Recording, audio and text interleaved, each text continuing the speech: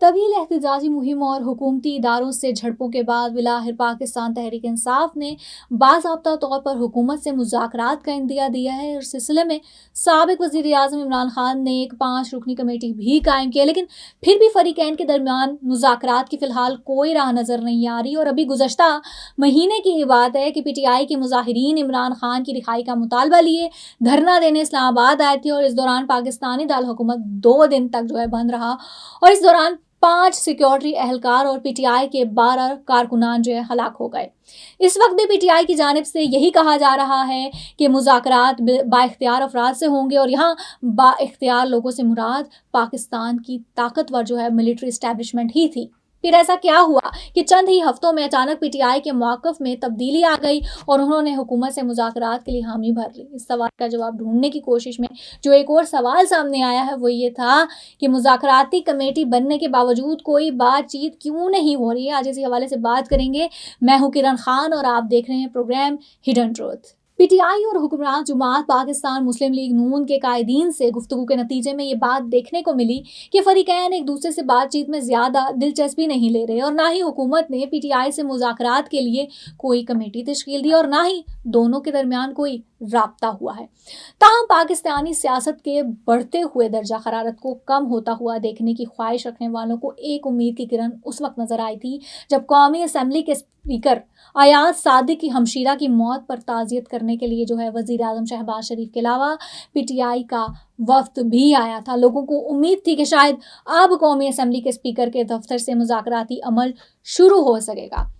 وزیر اعظم شہباز شریف کے مشیر برائے سیاسی امور رانا ثناء اللہ کہتے ہیں کہ پی ٹی آئی کی قیادت اتنے یو ٹرن لے چکی ہے کہ ان کی بات پر حکومت کو اب کوئی اعتماد نہیں ہے۔ میڈیا سے بات کرتے ہوئے انہوں نے کہا کہ جب تک پی ٹی آئی کی قیادت 9 مئی کے واقعات پر سرعام معافی نہیں مانگتی اس وقت تک اس جماعت کے ساتھ مذاکرات بالکل بھی نہیں ہوں گے۔ گرچہ حکومتی وزراء 9 مئی 2023 کو عمران خان کی گرفتاری کے بعد توڑ پھوڑ اور جلاؤ گہراؤ پر تحریک انصاف کی قیادت کو ذمہ دار ٹھہراتے ہیں، تاہم خود تحریک انصاف نے ان پرتشدد واقعات سے لا تعلقی کا اظہار کیا ہے، بلکہ عمران خان نے عسکری تنصیبات سمیت کئی سرکاری عمارتوں پر حملوں کو فالس فلائنگ آپریشن کہا تھا۔ ادھر پاکستانی سیاسی تجزیہ کار طلعت حسین کا بھی یہی ماننا ہے کہ 9 مئی کے واقعات پر کسی طور پر بھی مذاکرات نہیں ہوں گے، اور ملٹری اسٹیبلشمنٹ کی طرف سے یہ پیغام واضح ہے۔ رانا ثناء اللہ کے مطابق اگر حکومت اور پی ٹی آئی کی کمیٹی کے درمیان مذاکرات ہو بھی جائیں تب بھی عمران خان کو مطمئن کرنا مشکل ہوگا، کیونکہ اس جماعت میں اعتماد کا فقدان ہے۔ پی ٹی آئی کے ترجمان شیخ وقاص اکرم اور رانا ثناء اللہ دونوں نے تصدیق کی ہے کہ دونوں فریقین کے درمیان کوئی رابطہ بالکل بھی نہیں ہوا، اور ایک طرف تو پی ٹی آئی کی قیادت حکومت سے مذاکرات کی بات کر رہی ہے، اور دوسری طرف جماعت کے چیئرمین بیرسٹر گوہر نے اسلام آباد کی ایک مقامی عدالت میں ایک درخواست دائر کر دی ہے جس میں کہا گیا ہے کہ 26 نومبر کو احتجاج کے دوران ڈی چوک پر کارکنان کے خلاف کارروائی کا مقدمہ وزیر اعظم سمیت دیگر افراد کے خلاف درج کیا جائے۔ خیال رہے کہ گزشتہ مہینے پاکستان تحریک انصاف کے احتجاج کے دوران 3 رینجرز اہلکاروں کی ہلاکت پر اسلام آباد کے ایک تھانے میں سابق وزیر اعظم عمران خان، بشرا بی بی اور دیگر پارٹی رہنماؤں کے خلاف رینجرز کی مدعیت میں ایک مقدمہ بھی درج کیا گیا ہے، اور پی ٹی آئی کے رہنما سردار لطیف کھوسہ بتاتے ہیں کہ ان کی جماعت 9 مئی اور 26 نومبر کے واقعات کی عدالتی تحقیقات کروانے کے لیے اپنے موقف سے پیچھے نہیں ہٹے گی۔ انہوں نے الزام عائد کیا ہے کہ 26ویں آئینی ترمیم کے بعد حکومت نے عدلیہ سمیت دیگر اداروں کو اپنے تابع کر لیا ہے، تو پھر ان واقعات سے متعلق عدالتی تحقیقات کروانے سے کیوں بھاگ رہی ہیں؟ انہوں نے کہا کہ عمران خان نے ہر ایک سے مذاکرات کے لیے ایک 5 رکنی کمیٹی ضرور بنائی ہے، لیکن یہ نہیں ہو سکتا کہ پاکستان تحریک انصاف اپنے موقف سے پیچھے ہٹ جائے۔ تاہم پی ٹی آئی رہنما کے مطابق مذاکرات میں تمام اسٹیک ہولڈرز کو شامل کرنے سے ہی کامیابی مل سکتی ہے، اور سیاسی صورتحال پر گہری نظر رکھنے والے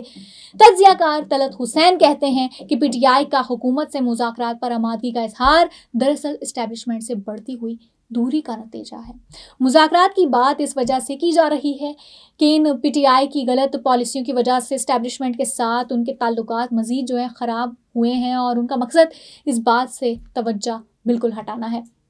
وہ کہتے ہیں کہ اگر 26 نومبر کے واقعات میں پی ٹی آئی کے کارکنان ہلاک ہوئے ہیں یا ان کے کچھ لوگ لاپتہ ہوئے تو خیبر پختونخوا میں ذمہ داران کے خلاف مقدمہ کیوں نہیں درج کروائے گئے؟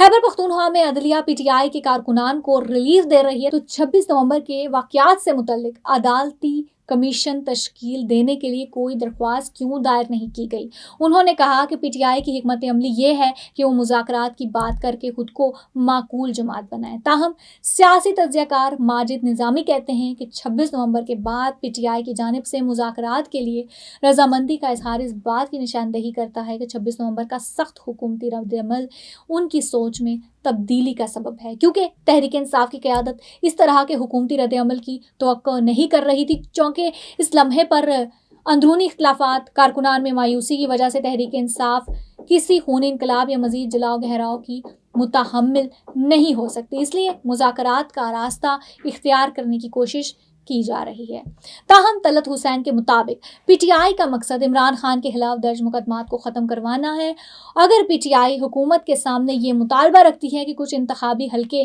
खोल दिए जाएं या इलेक्शन ट्रिब्यूनल्स जल्द दरख्वास्त पर फैसला सुना दे, तो फिर तो कहा जा सकता था कि हुकूमत उनके मुतालबात मानने को तैयार है। लेकिन जब ये कहा जाए कि 9 मई और 26 नवंबर के वाक़यात की तहकीकात के लिए जुडिशल कमीशन बनाया जाए, तो ये मामला तो खुद हुकूमत के जो है इख्तियार में बिल्कुल भी नहीं है। और दीगर सियासी तज्ज़ियाकारों के ख़याल में इस्टेब्लिशमेंट अब भी पीटीआई से बात करने को तैयार है, जिसकी वजह मुल्क के माशी हालात हैं।